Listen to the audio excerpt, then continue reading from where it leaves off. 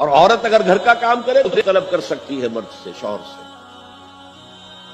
اور اگر وہ حمل کی سختیاں برداشت کرے اور وضع حمل کی تکلیف برداشت کرے اس پر بھی وہ معاوضہ مانگ سکتی ہے شوہر سے۔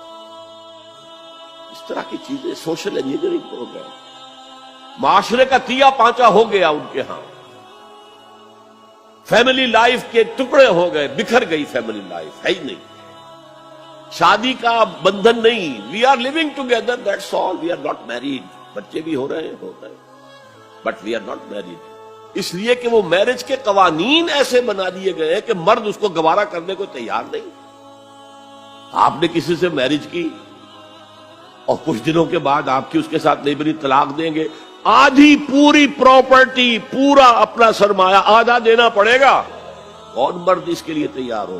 خواہ کائے کو، عورت کو تو مرد کی ضرورت ہے کہ نہیں ہے، وہ رہے گی میرے ساتھ، we are living together, we are not married. یہ ہے جو اقبال نے بات کہی تھی وہ 100% پوری ہو چکی ہے، تہذیب ختم ہو چکی ہے، تہذیب سنڈاس بن چکی ہے، مغربی تہذیب، تمہاری تہذیب اپنے خنجر سے آپ ہی خودکشی کرے گی، جو شاخ نازک پہ آشیانہ بنے گا ناپائیدار ہوگا۔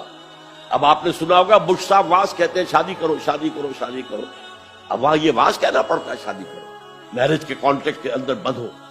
بہرحال اس وقت کا سارا عالم انسانی بشمول عالم اسلامی کے طاغوت کی گرفت میں ہے، اور یہ طاغوت اصل میں دجالیت ہے،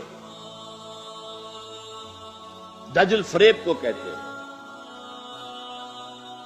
اللہ کی ذات کے اوپر اس کائنات کا پردہ آ گیا ہے، ہم اس کائنات کو پوج رہے ہیں، کائنات کو پڑھ رہے ہیں، سیکھ رہے ہیں، سمجھ رہے ہیں، خدا کو بھول گئے۔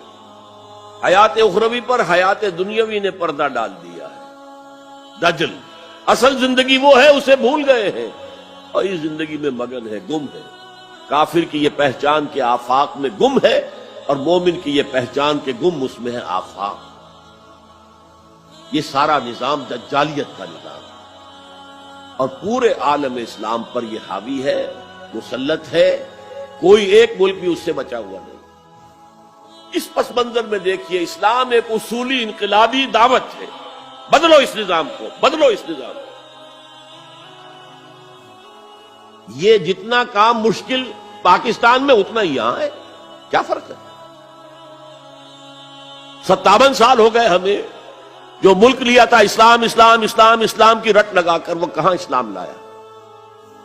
مسجدیں عالی شان بنا دی ہیں، ٹھیک ہے، لیکن اس کے علاوہ کیا؟ کہاں اسلام؟ کہاں اسلام کا سیاسی نظام؟ کہاں اسلام کا معاشی نظام؟ کہاں اسلام کا معاشرتی نظام؟ مخلوط معاشرہ ہے۔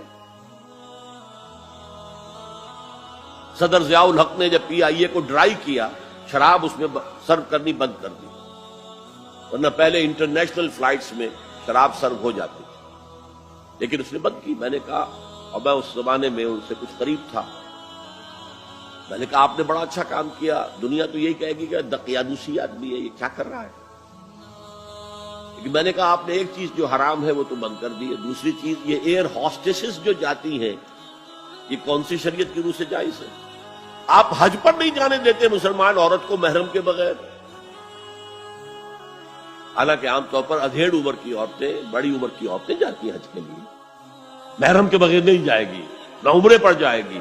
اور یہ جوان لڑکیاں جو جا رہی ہیں، ان میں کے ساتھ کون سا محرم ہوتا ہے؟ چپ، خاموش، کوئی جواب نہیں۔ میں نے کہا کیا کھانے اور ناشتے کی ٹرے جو ہے وہ مرد نہیں رکھ سکتے آگے؟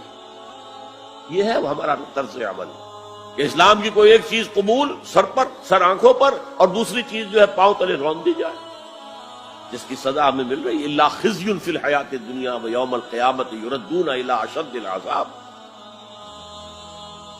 تو اب میں نے عرض کیا، کوئی ملک ہو، اقلیت میں مسلمان ہو، اکثریت میں ہو، کوئی فرق واقع نہیں ہوتا، ہر جگہ پر اسلام کو ایک اصولی انقلابی دعوت کی حیثیت سے پیش کیا جائے۔ نمبر 3، اکثریت اقلیت کا مسئلہ تو اس سے حل ہوتا ہے کہ ہمارے لیے اسوہ کامل ہے محمد رسول اللہ کی ذات مبارکہ۔ وہ تو اکیلے تھے جب انہوں نے کام شروع کیا تھا، آپ کی اہلیہ حضرت خدیجہ رضی اللہ تعالی عنہ، آپ کے دوست پرانے ابو بکر رضی اللہ تعالی عنہ، آپ کے چچا بھائی جو آپ ہی کے زیر تربیت تھے وہی رہ رہے تھے، کیونکہ ان کے والد ابو طالب بہت غریب تھے، لہذا حضور نے انہیں اپنے پاس رکھا ہوا تھا، ان کے اوپر سے بوجھ کم کر دیا۔